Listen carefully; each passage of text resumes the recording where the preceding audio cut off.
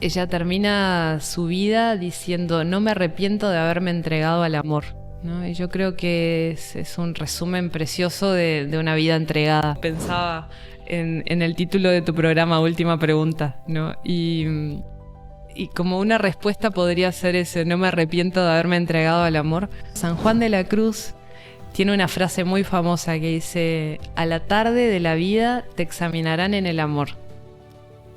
Entonces es como que él también pensó en la última pregunta y dijo: a la tarde, pero puede ser de la vida como la muerte, o puede ser a la tarde de cada día. Nos examinan en el amor, cuánto amor has dado y cuánto amor has recibido, te has dejado amar, porque hay veces que también no nos dejamos amar, ¿no? El amor de Dios es lo que más deseamos y es lo que más tememos.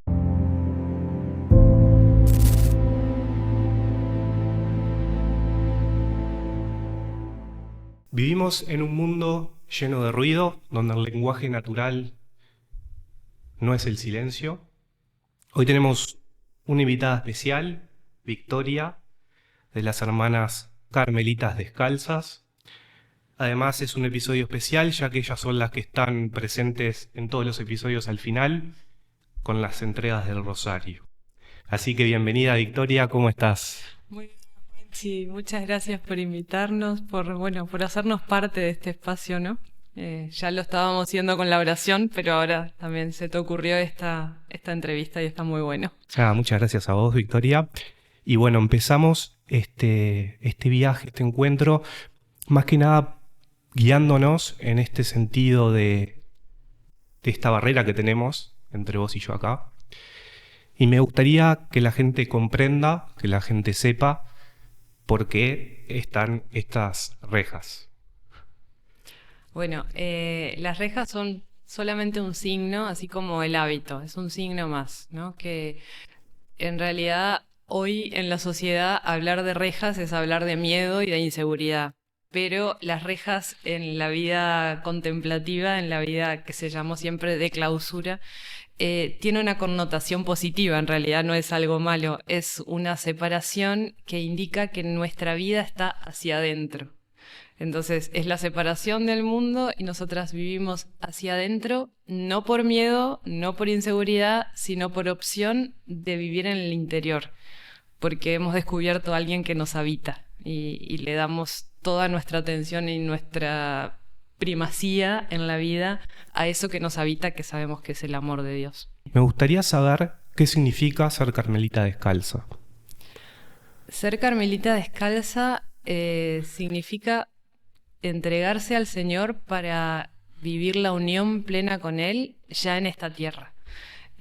Por la fe sabemos que un día vamos a resucitar con Cristo y que vamos a compartir la eternidad con Él, pero ese regalo ya empieza acá. Esa es la buena noticia que nosotras descubrimos y por la que, como el tesoro en el campo, vendimos todo para comprar este campo. Y este campo era el Carmelo. Era eso de ser carmelita descalza, es querer vivir del todo el tiempo con Jesús y en un lugar físico delimitado también. Hay una canción que a mí me gusta mucho que es de Jesús Adrián Romero, que es protestante él, pero bueno, las letras son muy orantes, ¿no? Y me gusta mucho. Y dice, la canción se llama Mi Universo, y dice que seas todo lo que pienso y lo que siento, te quiero dar mi tiempo y mi espacio, ¿no? Te quiero dueño de mi tiempo y de mi espacio. O sea, el espacio físico también se lo damos al Señor. Queremos dedicarlo a Él. Y ese es el signo que te decía de la reja, ¿no? El hacia adentro, es el espacio. Hablamos al principio del tema del ruido, hablamos de que el mundo está un poco acelerado. Acá yo cada vez que vengo encuentro una paz que no encuentro en ningún sitio. Se les ve personas alegres, se les ve personas que están súper felices y tal vez los que están mirando a través de la pantalla no pueden asociar vivir una vida como esta y tener felicidad, y yo acá veo todo lo contrario.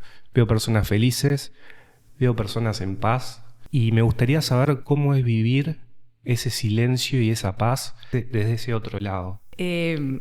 El tema es que la paz la experimentan los que vienen. O sea, no quiere decir que nosotras no tengamos paz. O sea, yo lo que siento es mucha felicidad en mi vida concreta, más allá de las complicaciones o problemas que uno puede tener, como en cualquier estilo de vida, ¿no? Pero la paz que tú decís es un regalo que mucha gente nos comenta y es fruto de la presencia de Dios, no somos nosotras. O sea, es un lugar donde sí hay personas que le dan la primacía en su vida o que intentamos desde nuestra pobreza que sí, que Dios sea el centro, el todo, que sea realmente Dios, ¿no? O sea, no dejarle, usurparle el lugar con otros ídolos como a veces hacemos, ¿no? Entonces, lo que se siente es su presencia. El regalo de Dios es eso, para los que vienen, ¿no? Es como la paz. Muchas personas nos lo dicen, que en medio de la ciudad como que de repente un rinconcito parece, ¿no? Como de silencio y de paz. Pero es un regalo muy lindo para los que vienen. Y nosotras, bueno, experimentamos la paz de la opción vocacional. Es como decir, bueno, estoy en mi centro, estoy en mi lugar y me siento en paz y feliz. Pero nosotras, claro, vivimos con el ajetreo propio también de la vida cotidiana, ¿no? De levantarnos, de atender la liturgia, después mantener la casa, ¿no? Entonces, no es que nosotras estamos así como todo el día, como en un nirvana, podría decir, ¿no? Como que muy, muy natural nuestra vida. Me gusta eso de la naturalidad. Quería más o menos fijarme en esta parte de la naturaleza, de su vocación. Me gustaría saber cómo es su día a día, sus momentos de oración, si tiene momentos de recreación, de trabajo. Bueno, eso, nuestra vida es muy simple en cuanto al orden, es muy ordenada, eso tiene como propio, ¿no? Las órdenes. Entonces nos levantamos, la primera oración que hacemos es juntas en el coro, en nuestro lado de la capilla, que también hay reja allá, entonces bueno, en nuestro lado le llamamos el coro. Y ahí nos juntamos todas las mañanas a las 7 para rezar laudes en comunidad y prepararnos con ese inicio de la liturgia para la misa, que es 7:30, de lunes a sábado, 7:30 de la mañana, los domingos a las 9. Pero bueno, ahí cambia un poquito el horario el domingo, pero entonces los demás días, después de la misa, tenemos el rezo de tercia, hacemos un ratito de oración como acción de gracias, tenemos el rezo de tercia, y después del desayuno, entre las 9 y las 12, nos organizamos para atender las cosas de la casa, limpieza, cocina, lo que haya que hacer, atender la puerta. Vienen mucha gente a pedir ayuda, mucha gente en situación de calle que viene a pedir a nuestra puerta y tratamos de responder en la medida que se puede. Y entonces en la mañana eso, bueno, tenemos el trabajo que hacemos en comunidad para mantenernos, o sea que nos organizamos para atender, digamos, esos frentes, ¿no? La limpieza, la atención de la portería, la cocina y el trabajo manual, que es con nuestro ingreso. Y al mediodía rezamos de nuevo las horas menores y después del almuerzo, que también es juntas y generalmente en silencio, salvo algunos días que tenemos lo que decimos parleta y que compartimos también charlando en la comida, pero si no, el momento de recreo es después del almuerzo y después de la cena. Todos los días, y eso es una gran novedad que puso Santa Teresa en su época, ya era algo muy novedoso. La Santa era alguien muy alegre, ¿no? Muy festivo, así como buena española, era todo con castañuelas y con panderos, ¿no? Muy, muy alegre, y entonces en esos momentos de recreación ella quería justamente que nosotras disfrutáramos de la fraternidad, disfrutáramos de nuestra vida juntas, ¿no? De nuestra comunión que se hace también alegría y compartir, ¿no? En la recreación. Entonces, al mediodía y en la cena, 1 hora de recreación en cada momento, ¿no? Y entonces, después de ese momento de recreación, tenemos un rato de descanso y a la tarde lectura personal o rato de formación, por ejemplo. Sería como escrutinio, digamos, como que leer la Biblia o estudiar. Sí, algún libro de espiritualidad o algún texto de la orden, de formación teológica, bíblica, y la formación que cada una tenga entre manos. A veces lo hacemos en lectura personal, a veces lo hacemos mirando en comunidad alguna charla, que ahora hay muchas opciones de formación muy buenas y con el acceso a internet, bueno, uno tiene como mucha facilidad y mucha riqueza, ¿no? De repente hay biblistas renombrados o algo que uno conoce y bueno, participamos de esas charlas y bueno, después nos juntamos de nuevo para vísperas. Las vísperas las rezamos a las 6:20 de la tarde y ahí ya quedamos en oración, después de vísperas en oración mental, en oración silenciosa, hasta el oficio de lectura. La liturgia de las horas es lo que organiza nuestro día, no es como el esqueleto, digamos, es como lo que va pautando las horas, ¿no? Entonces el oficio es a las 7:30 y después de eso la cena y de nuevo la recreación y bueno, ya el descanso. En torno a las 10 de la noche ya cada una puede retirarse a descansar. ¿Ustedes qué servicio, qué labor hacen a través de su vocación? Bueno, clásicamente se dice que nuestro trabajo, nuestra misión, ¿no? Más bien, más que trabajo, misión, es la oración.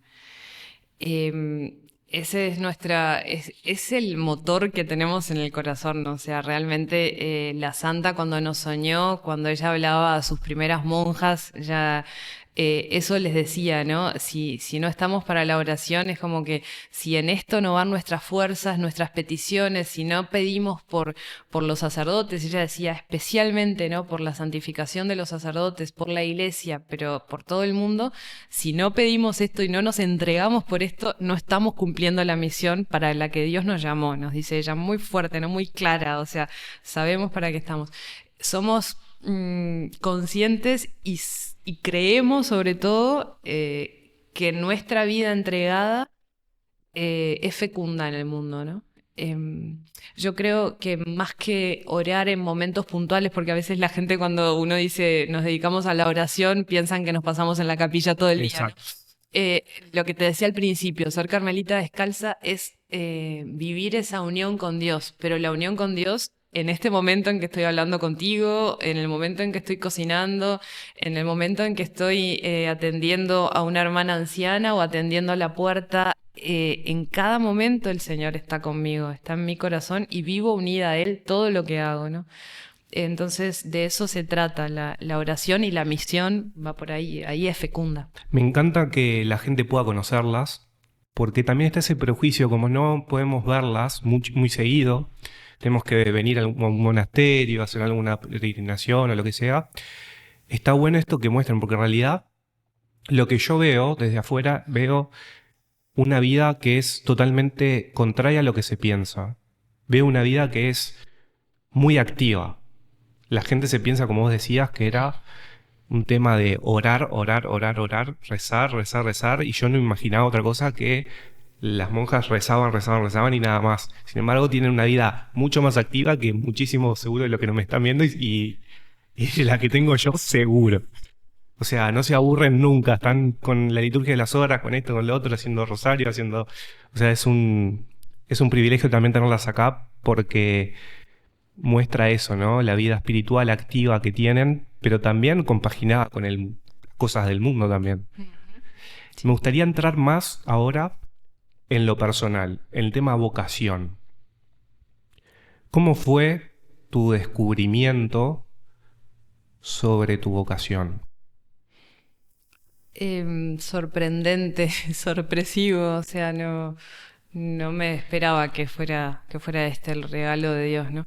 Ahora puedo decir que es un regalo, en el momento me parecía lo peor que me podía pasar, o sea, ¿por qué a mí? No era como así, porque uno tiene muchos prejuicios y yo entiendo lo que me decís porque yo los tenía, o sea, yo decía, por Dios, encerrada en un convento hasta morirme, no era como que uno, en 20 años lo dramatizaba todo, no era como... y con el tiempo me fui dando cuenta que realmente era un regalo, es un regalo. En ese tiempo, ahora voy con detalle, pero en ese tiempo de mi descubrimiento vocacional me pasó algo muy simpático que nunca lo conté y te lo cuento a ti porque... Mirá. Algo, pero puede parecer muy trivial.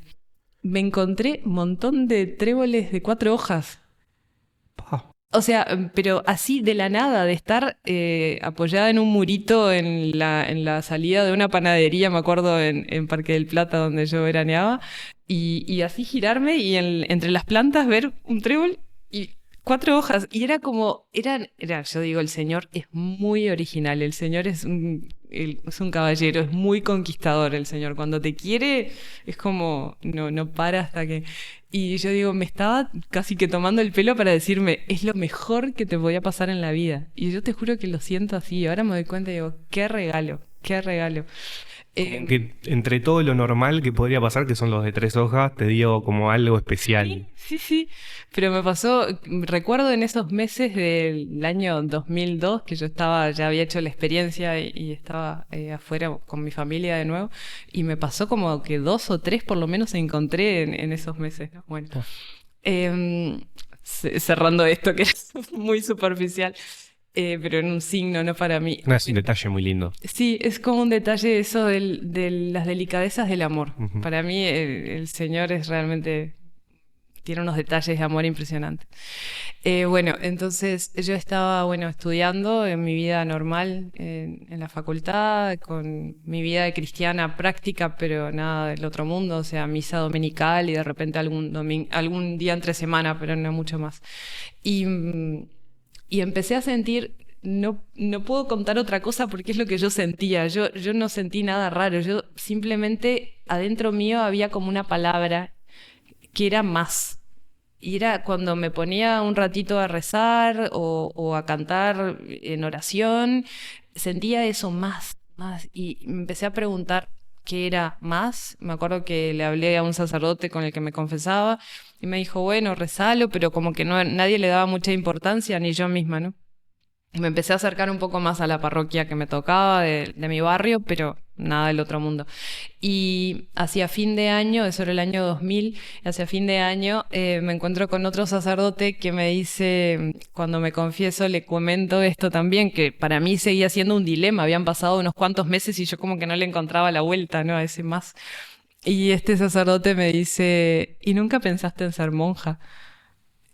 Y yo, o sea, fue como si por un segundo se parara el mundo y fue como un impacto tan grande que no se me había ocurrido.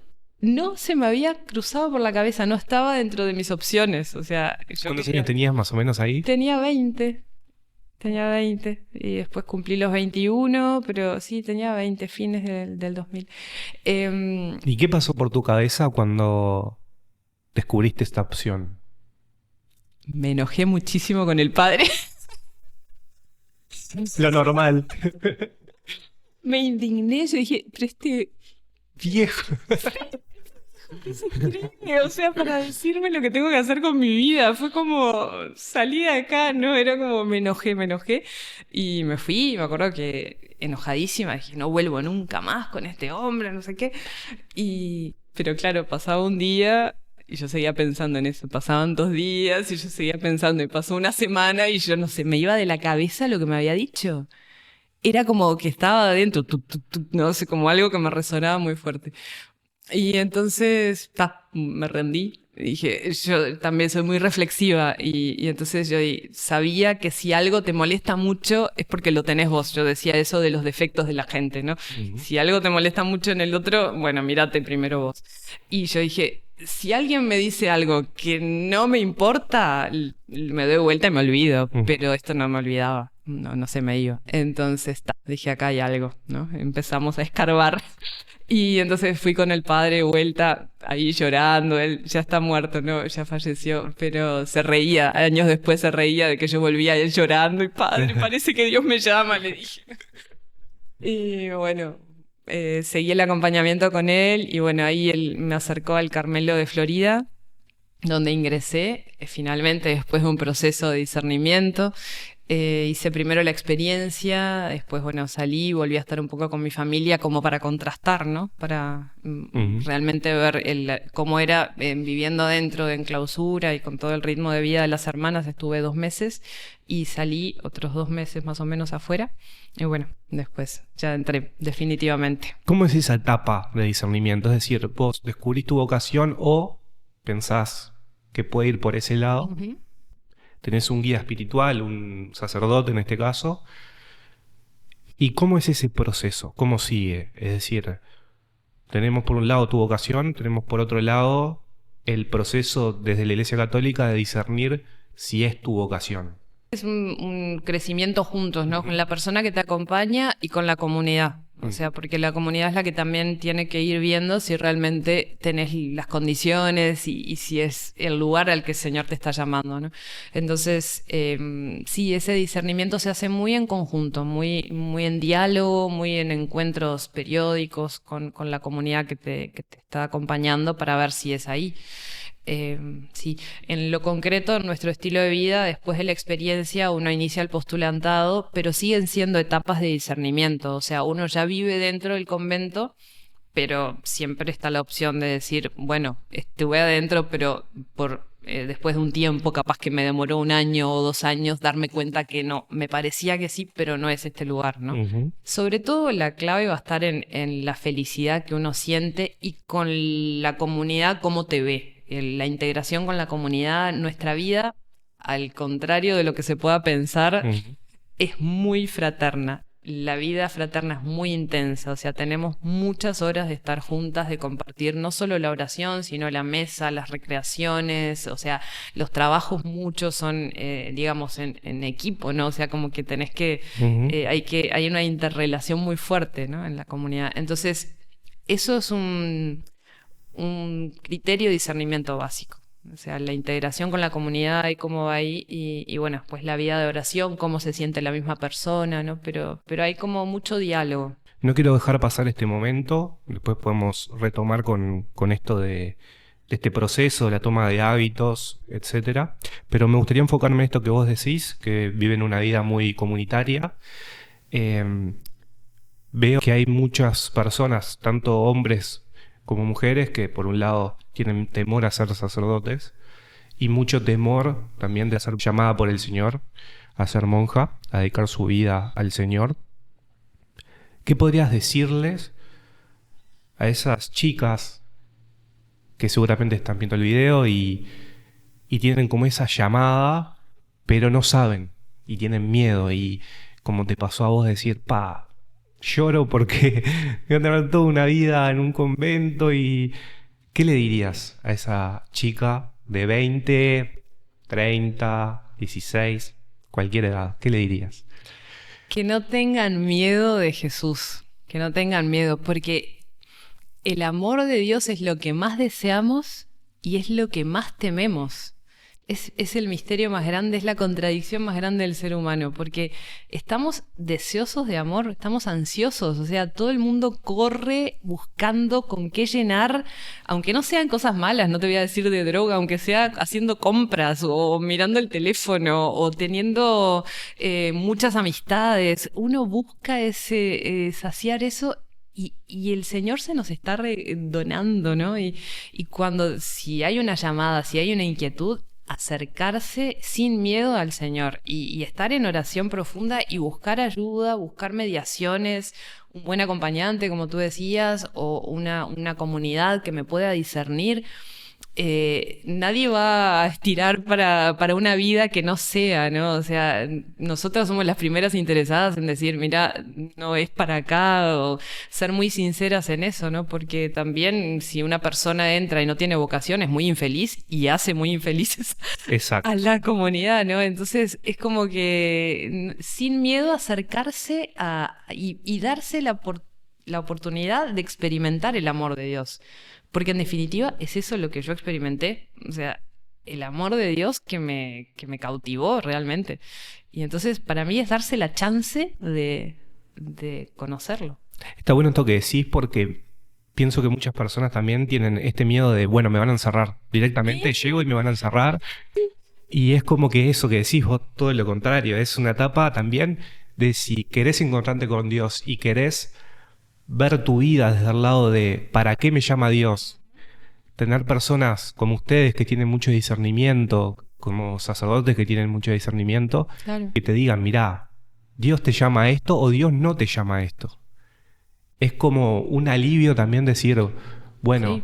Dios me llama a esto, estoy llamada a esto. O también el alivio de decir, Dios no me llama a esto, me llamará a ser misionero, a casarme. Claro. Entonces, esto también está bueno, de no estirar, sino que al revés, de que está bueno que hablen con ustedes. Animarse a dar un paso, ¿no? Porque de hecho también con la necesidad que tenemos de familias santas, o sea, uno no es que está diciendo que sean todas monjas, no, cada uno en el estado de vida que Dios nos soñó, simplemente eso, ¿no? Pero sí está bueno darse la chance, porque hay veces que queda como un fantasma ahí, y hay Exacto. muchas personas, nos ha tocado encontrarnos con mujeres grandes, de repente ya abuelas, que te dicen, ay, yo de joven quise ser monja y nunca me animé, o mi mamá no me dejó, o mi familia no sé qué.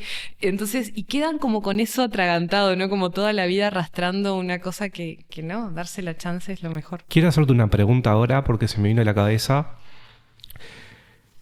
Porque justamente esto que hablaste me pasó en un comentario que tuve hace poco en YouTube, donde una madre de una chica de 10 años decía que ella siente que estaba llamada a ser monja y ahora tiene una hija de 10 años. ¿Es posible ser monja teniendo hijos? Hay casos históricos de mujeres que han entrado al convento siendo madres. Pero hoy la iglesia pide condiciones, o sea, el hijo tiene que ser primero mayor de edad y segundo valerse por sí mismo, o sea, no solamente 18 años, o sea, que pueda ya estar independiente, o sea, que pueda seguir adelante teniendo a su mamá en un convento, que no siempre es tan factible, ¿no? Y con todo, nosotras, la experiencia que tenemos no es tan alentadora Ujú. para estas mujeres, ¿no? Es muy difícil una vez que la mamá dio a luz y lo que implica el hijo 9 meses en las entrañas y muy difícilmente puedan después, sobre todo una vida como la nuestra, en que no van a salir para el casamiento de la hija o para cuando tenga su primer bebé o para... Ujú. no, no lo veo, no ha sido positiva la experiencia. Ok. En nuestros casos, pero hay otros que sí y hay casos de que existe. Quisiera retomar, haciendo esta pausa, continuar con el tema del discernimiento y las vocaciones. Me gustaría saber cómo es el proceso, es decir, desde cuándo se empieza a ser monja, desde cuándo, eh, qué son los hábitos, la toma de hábitos. Bueno, se empieza a ser monja desde el momento, como decías, de la toma de hábito.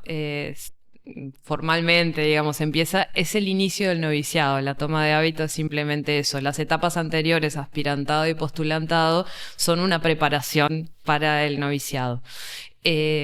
Con la toma de hábito, bueno, por lo menos en nuestro caso, la postulante empieza a vestirse así como nosotras, pero tiene velo blanco en la cabeza.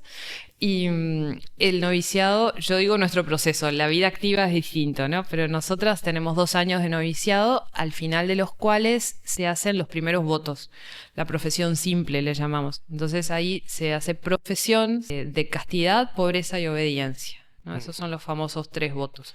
Nosotras, por las dudas, no tenemos ningún otro voto. Por ejemplo, hay una rama de clarisas que tienen voto de silencio, hay los benedictinos que tienen voto de estabilidad. Nosotras no, nosotras es lo clásico, sí, castidad, pobreza y obediencia. Y esa profesión se va renovando. Ujú. El proceso total de formación, desde el postulantado hasta la profesión solemne, que ya es para toda la vida, Ujú. lo mismo, pobreza, castidad y obediencia, pero ya para toda la vida, dura 9 años ese proceso. O sea que son 9 años de discernir si realmente estoy en el lugar al que Dios me llamó. Pa, qué disparate. Claro, es el mismo tiempo que tiene un sacerdote para ordenarse. Más tiempo todavía, porque en Capaz realidad, que más, sí. sí, bueno, ellos tienen el Sí, diaconado, sí, tienen sí. pila de etapas. Porque en realidad, claro, la iglesia, o sea, es eso. Nadie quiere gente que no sea para este lugar, ¿no? O sea, porque eso, nadie va a dar fruto en el lugar donde Dios no lo pensó. Más allá de que, bueno, después la misericordia, ¿no? Sí, el Señor no nos deja, pero claro, es eso, ¿no? 9 años, sí. Qué tremendo. Hablaste del tema castidad, obediencia y pobreza. Me gustaría centrarme en esta última, en la pobreza. ¿Cómo es que viven? ¿Qué es la providencia para ustedes? ¿Lo ven realmente? ¿Ven a la providencia? Sí, La providencia se nota, sí, sí, sí, se nota. Nosotras no, ya te decía, como lo del trébol de 4 hojas nos pasa todo el tiempo, o sea, de que una hermana dice, yo qué sé, cómo me gustaría tal cosa y alguien viene al torno y justo regala eso que la hermana Mira, tenía antojo de comer o yo qué sé, o con otras cosas también, ¿no? La providencia es impresionante. Eh, Nosotras vivimos de nuestro trabajo, o sea, no vivimos de la limosna, ¿no? Porque, bueno, tampoco nos daría para eso, pero sí que hay mucha gente generosa que nos ayuda o de repente nos hacen, yo que sé, algún traslado ujú. salimos para las cosas necesarias para el médico, para el dentista, bueno, eso también para nosotros es una providencia. Y la pobreza la vivimos, bueno, en lo material, pero sobre todo en el hecho de que las cosas no son nuestras, o sea, de no disponer nosotras de las cosas, ¿no? De repente me traen algo y yo sé que eso no es solo para mí, lo tengo que poner en común, se lo voy a mostrar de repente a mi superiora o lo voy a mostrar en la mesa, hermanas me trajeron tal cosa, como poner en común, ¿no? Como que eso, por eso te decía que la comunidad, la fraternidad es muy fuerte. Todas las cosas las ponemos en común, por ejemplo, eso sé que no es para mí, o cuido las cosas mucho porque sé que el día de mañana en esta habitación va a venir a dormir otra, esta cama la va a usar otra, entonces cuido mucho las cosas, ¿no? Porque de repente la gente mira y dice, pa, tremendo monasterio, bueno, Ujú. ¿dónde está la pobreza, no? Pero claro, son lugares, nosotras acá, por ejemplo, tenemos toda nuestra vida, o sea, acá vivimos, trabajamos, estudiamos, rezamos, cocinamos, hacemos toda nuestra vida acá, ¿no? Entonces es como, por eso generalmente los monasterios son lugares así como Ujú. grandes, ¿no? Me gustaría entonces ir a la parte fundamental de todo esto que es Jesús. ¿Cómo llevan a Jesús en el día a día? ¿Cómo lo sienten de cercano? Porque muchas veces pensamos, ¿no? También en monjas y en curas y pensamos en un acercamiento más brutal o más, no brutal, sino más divino que un laico que va a misa los domingos, que se confiesa, que sí dedica tal vez su vida a Dios, pero no de forma totalmente entregada como ustedes. ¿Cómo viven la certeza de que Jesucristo existe, que Jesucristo es Dios y que habita en este monasterio y en cada una de ustedes? Yo creo que cada uno en su estado de vida puede vivir la entrega total a Dios. O sea, el casado que tiene su familia y su trabajo y todo, y va a misa solamente los domingos, pero tiene su corazón realmente en la familia, en eso se está santificando, ¿no? Em, Claro, está re bien tu pregunta porque dentro del imaginario popular está como que las monjas vivimos como en éxtasis y en un Es- cara a cara con Dios, ¿no? O sea, no, lamento. Me encantaría que fuera así, capaz, pero no, nuestra vida es muy sencilla, es muy del estilo de lo que se lee en Historia de un alma, ¿no? Que Santa Teresita retrató tan bien. En lo cotidiano, en esa monja que le salpicaba el agua sucia en la cara y ella estaba ahí descubriendo la presencia de Dios, o cuando le tocaba llevar a la monjita vieja a comer y ella estaba en eso sintiendo la presencia de Jesús y a veces no sintiéndola, ¿no? No siempre lo hacemos todo con gusto, no, no siempre lo hacemos todo, ay, Dios mío, cómo te siento acá al lado mío, ¿no? Muchas veces el Señor se esconde porque también es su pedagogía, para que nosotros justamente nos fortalezcamos en la fe, porque si la esperanza, dice San Pablo, ¿no? Lo que yo espero no sería esperanza si yo ya lo tuviera. Entonces la fe es lo mismo. Dejaría de ser fe si yo estuviera siempre con él palpando, ¿no? La presencia de Dios. Entonces muchas veces en nuestra vida sí se dan momentos de oscuridad, de sequedad, de estar en la oración y dormirte. Vuelvo a citar a Santa Teresita, que también le pasaba. De que terminó la misa y se me fue y dije, Dios mío, pero ¿cuál era el evangelio que acaba de terminar y ya no me acuerdo, ¿no? Entonces esas cosas nos pasan. Uno no se queda en eso y trato, yo qué sé, de tener el clam en la mano para el día siguiente para no dejarme en decir, bueno, no pasa nada. O sea, pongo de mi parte, pongo los medios, pero son cosas muy humanas. Y en eso está el Señor mostrando su presencia, ¿no? O sea, en el hecho de que yo, a pesar de esas sequedades y esa dureza de repente en la oración, permanezco. y no falto a la oración y estoy en la misa, aunque yo qué sé, no me acuerde del evangelio o me pase lo que me pase, ¿no? En esa perseverancia fiel y a veces en la sequedad hay mucha fecundidad también. Y bueno, tenemos muchos ejemplos también en la historia de la iglesia, no solo dentro del Carmelo, que también, pero bueno, famosa Santa Teresa de Calcuta, ¿no? Ujú. Que también eso es toda la obra magnífica que hizo en una oscuridad tremenda. Y bueno, San Juan de la Cruz mismo escribió unas poesías bellísimas que uno se imagina que estaría prendido fuego y el hombre estaba encerrado en una cárcel de 2x2. Entonces, Y también tenemos la historia de Santa Teresa de Jesús, que estuvo 29 años de convento y no sentía a Dios. miraba el reloj esperando que terminara la hora de oración, ¿no? O sea, estaba deseando que terminara el tiempo de la oración porque no sentía nada. Y sin embargo, ella lo que no se cansa de decirnos en todos sus escritos es no dejen la oración, no dejen la oración pase lo que pase, ¿no?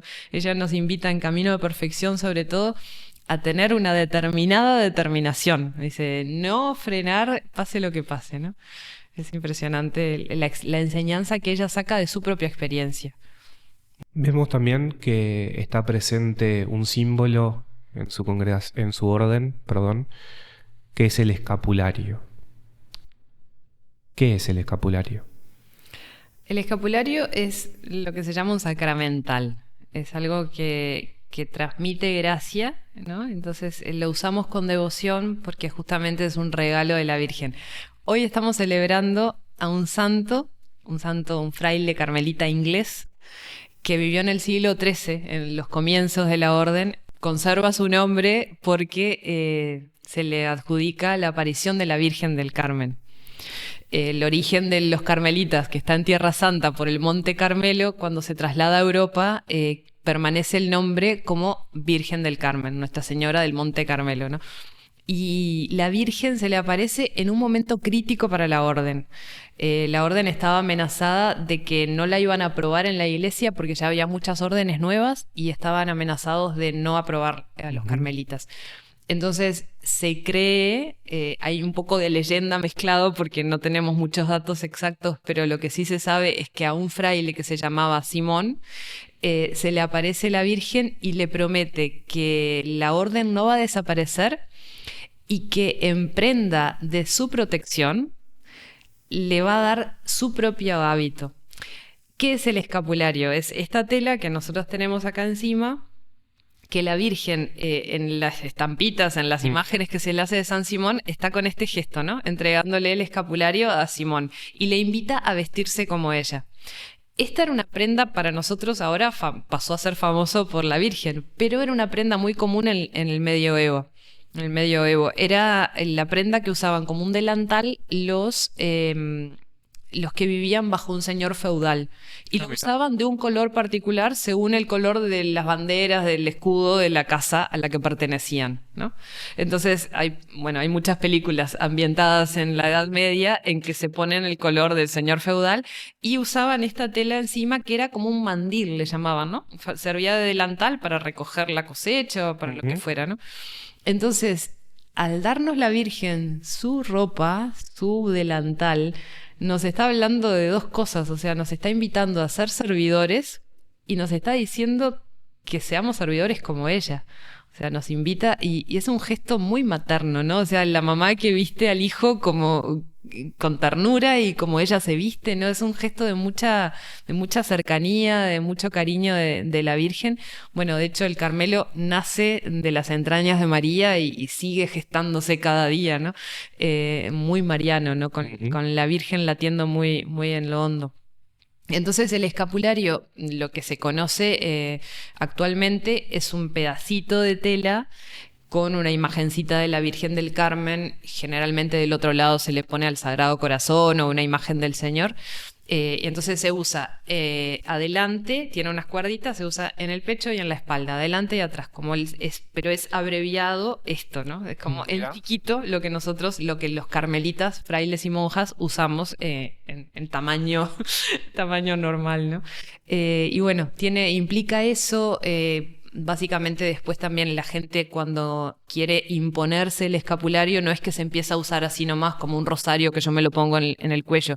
Tiene un ritual de imposición, eso lo hace un sacerdote, generalmente el 16 de julio en la fiesta de la Virgen del Carmen, en todas las parroquias carmelitas se impone el escapulario al final de la misa. ¿Por qué no se podría poner así nomás, como una cruz, un rosario? Porque sabés que el escapulario implica incorporarse a la familia, implica una pertenencia a la Orden del Carmen. Entonces es un rito en el que uno hace una pequeña consagración a la Virgen, ¿no? Okay. De hecho, incluso habría que prepararse con unas charlas o con una lectura o habría que tener una pequeña preparación para recibir el escapulario, porque tiene esa fuerza de pertenecer, o sea, nosotros oramos todos los días, pero sobre todo en la fiesta del Carmen, por todos los que usan el escapulario, porque de alguna forma están vinculados a nuestra familia.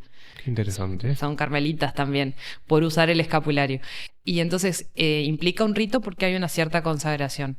Los sacramentales en realidad no son instituidos directamente por Jesús, Okay. a diferencia de los sacramentos.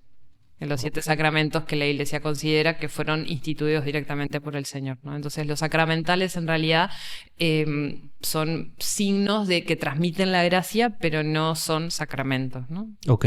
¿Y hay algo más relacionado al escapulario que no implique solo el vinculamiento solo, ¿no? Como si fuese poco, pero el vinculamiento sobre los carmelitas, o hay algo más relacionado con la Virgen? Bueno, eso que decíamos, ¿no? De usar el hábito de ella, o sea, como vestirse como la Virgen implica también, o sea, no es... Había mucha leyenda de que... Quiero entrar en eso porque sí. Hay muchas leyendas de que si te morís te visita la Virgen. Sí, sí. Quiero entrar un poco en eso. Claro. Está lo que se llamaba el privilegio sabatino. Ok. Que era la promesa de la Virgen hecha a San Simón de que quien muriera usando el escapulario, el primer sábado la Virgen lo venía a buscar y se lo llevaba al cielo, aunque estuviera en el purgatorio. O sea, la promesa de que no iba al infierno y de que la Virgen lo sacaría del purgatorio el primer sábado. Claro, eso queda dentro de lo que se llama hagiografía, o sea, no es algo tan documentado, entonces queda como un poco relegado a esto de vivir las virtudes de la Virgen. No se puede decir que sí o que no, o sea, queda como en stand-by porque ahora como que buscamos realmente las fuentes fidedignas de la información que se da.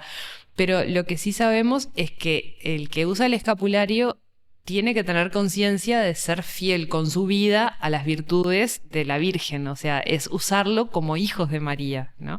No como decir, bueno, yo tengo el escapulario, entonces puedo hacer lo que quiera porque Exacto. Total la Virgen me va a salvar. No es un amuleto ni... Claro, no es un amuleto, entonces usarlo con conciencia y claro que sí, la Virgen, o sea, es madre y nos va a proteger, o sea, nadie dice que no es verdad lo del sábado, pero claro, ya no podemos decir es por eso que puedes usar el escapulario y hacer lo que quieras tranquilo, ¿no? En ese sentido es como para ordenar un poquito esa interpretación que se hacía un poco mágica. Claro, está bueno hacer esta aclaración porque también muchas personas piensan que como los hilos rojos que llevan a los autos, claro, como sus particiones, sí. O sea, la Iglesia Católica llama a vivir a través del catecismo de la Iglesia una vida en gracia.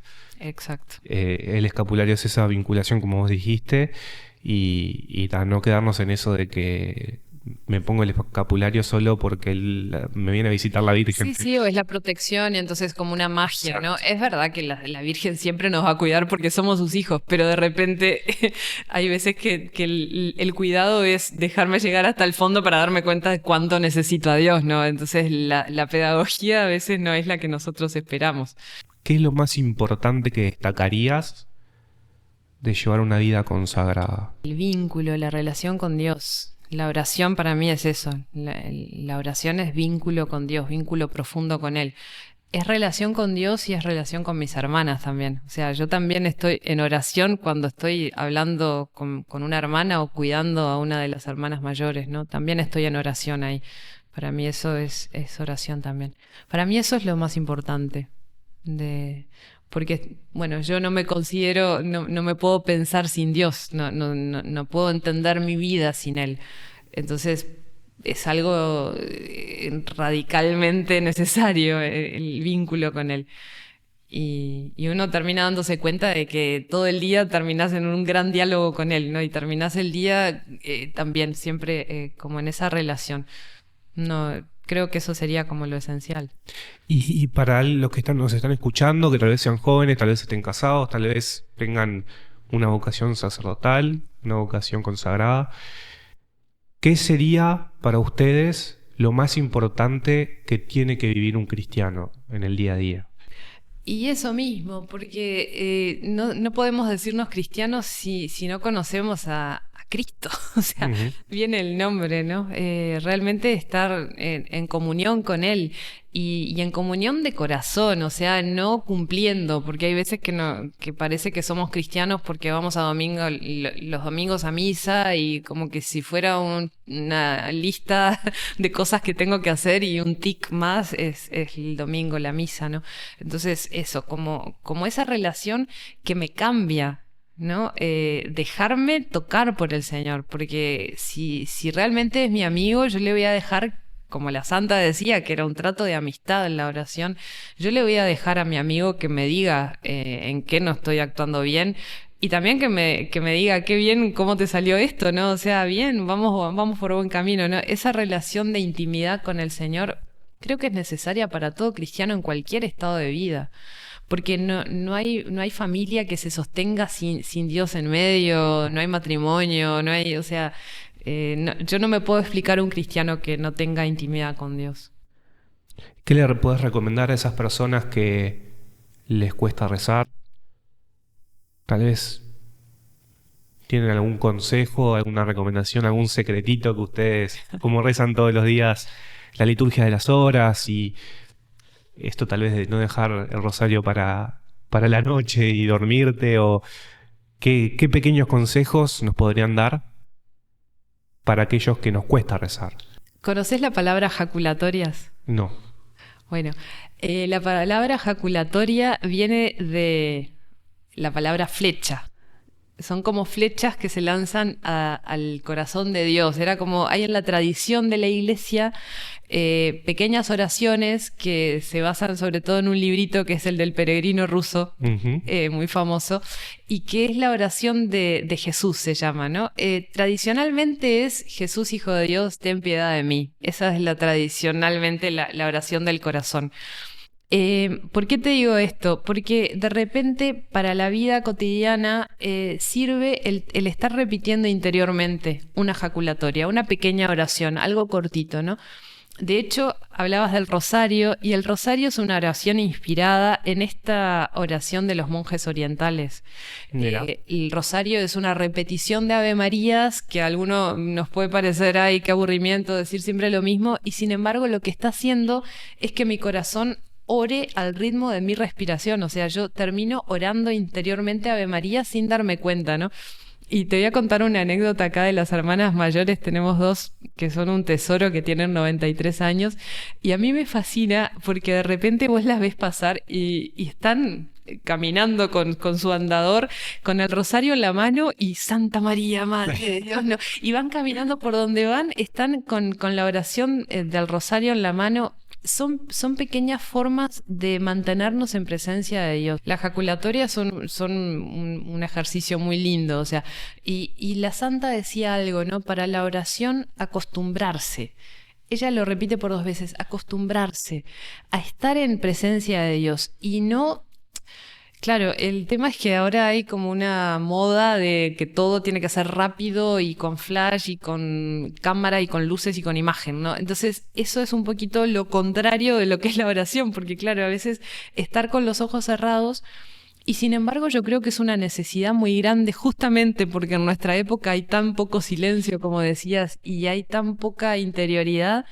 Creo que por eso los santos del Carmelo tienen un mensaje precioso para dar hoy, ¿no? Porque descubrir que puedo estar en silencio, que puedo encontrarme conmigo y puedo estar bien sin mirar una imagen o sin tener una pantalla delante, ¿no? Ir descubriendo eso y acostumbrarse al silencio, acostumbrarse y recordar que la oración no es tanto lo que yo le digo a Dios, sino lo que Él me puede decir a mí. Como te decía, ese vínculo con el amigo que me puede invitar a cambiar, que me puede decir, che, esta amistad capaz que no te está llevando por buenos pasos, o este negocio que estás queriendo hacer. Entonces, me puede decir, la dimensión de escucha de la oración es algo que nos olvidamos muy fácilmente, que me parece que todos sabemos pedir a Dios, pero pocos vamos a poner la oreja, ¿no? A decirle, Señor, ¿cuál es tu palabra hoy para mí? ¿Qué me querés decir? ¿Con qué me querés enriquecer hoy? Esa dimensión de la escucha es otra clave que capaz que te podría dar para la oración personal. Muchas gracias. Bueno, me gustaría también, para ir finalizando, preguntarte qué le podrías decir a esa persona que, católica o no, que está teniendo una vida abrupta, que no se siente en sí mismo, que está perdido, que está roto. Muchas veces está esa frase de estoy roto. ¿Qué le dirías? Le mostraría a Jesús crucificado. Porque el amor de Jesús no fueron palabras. Fue su vida rota en la cruz. Y me parece que no miramos lo suficiente la cruz. Mirando la cruz uno ve que su corazón también estuvo traspasado, como muchas veces nosotros estamos también con el corazón roto y llagado, ¿no? Y a veces nos sentimos así como llenos de heridas y sufriendo mucho. Y Jesús está ahí no para darnos ningún sermón ni para juzgarnos. Está ahí para decirme, estoy contigo. Sé lo que estás pasando porque yo lo pasé contigo. Y este momento lo vas a superar en mí. Mirar la cruz es una escuela. Mirar a Jesús crucificado es una escuela. Es el evangelio condensado. O sea, es el resumen del evangelio. Jesús crucificado. ¿Te gustaría decir alguna frase o alguna inspiración de algún santo carmelita? Bueno, yo muy de Santa Teresita y de la Santa, ¿no? Muy en la línea de ellas, ¿no? En la línea de la oración. Para cerrar con esta frase de Santa Teresita, ella termina su vida diciendo, no me arrepiento de haberme entregado al amor, ¿no? Y yo creo que es un resumen precioso de una vida entregada. Y me parece que cada tarde podríamos decir, ahora un poco pensaba en el título de tu programa, Última Pregunta, ¿no? Y como una respuesta podría ser ese, no me arrepiento de haberme entregado al amor. Y también, ahora que me estoy acordando, San Juan de la Cruz tiene una frase muy famosa que dice, a la tarde de la vida te examinarán en el amor. Entonces es como que él también pensó en la última pregunta y dijo, a la tarde, pero puede ser de la vida como la muerte o puede ser a la tarde de cada día. Nos examinan en el amor, cuánto amor has dado y cuánto amor has recibido, te has dejado amar, porque hay veces que también no nos dejamos amar, ¿no? Que no sabemos recibir ayuda. Bueno, entonces eso, ¿no? Como el examen final es el amor. Me encantó porque también, bueno, Jesús vino a eso, ¿no? A decirnos que este es el mandamiento nuevo, ¿no? El poder amar. Y estamos en un mundo difícil. Sí. Difícil desde el lado del perdón, que es amor, desde el lado de la sencillez, de la humildad, donde se puede reflejar el verdadero amor. Sí. Llegamos a la parte donde se hace presente el nombre del canal, última pregunta. Me gustaría hacer este ejercicio contigo. Acá es mucho más fácil que en otros lugares, que en mi set, que en otros lugares que he ido. Porque se siente la paz, no hay ruidos. ¿Qué harías si de repente se aparece acá Jesucristo? Te mira, te sonríe, te llama por tu nombre. ¿Qué harías? Me acercaría a él, lo abrazaría. Sí, me postraría a sus pies. Y ahora llegamos, ahora me salió el portugués. Llegamos a la parte donde yo entrego un rosario de las hermanas carmelitas. Ahora está el meme de Spider-Man así con las dos. no hay rosario, pero sí quería entregarles uno de mis rosarios, que es mi favorito. Ay, qué lindo. Así que, bueno, es una muestra también de aprecio a ustedes Muchas porque gracias. regalan tantos rosarios a los invitados. Y bueno, recordarles la importancia también de rezar el rosario. Estamos en un mes de Fátima, donde a los pastorcitos se les dijo que rezaran el Santo Rosario. Así que bueno, muchas gracias Victoria por esta Gracias a entrevista. ti, Juanchi. Un gusto estar acá y bueno, unidos siempre en el corazón de Jesús, ¿no? Y en el corazón de la Virgen. Gracias por esto, me encantó. Gracias a vos.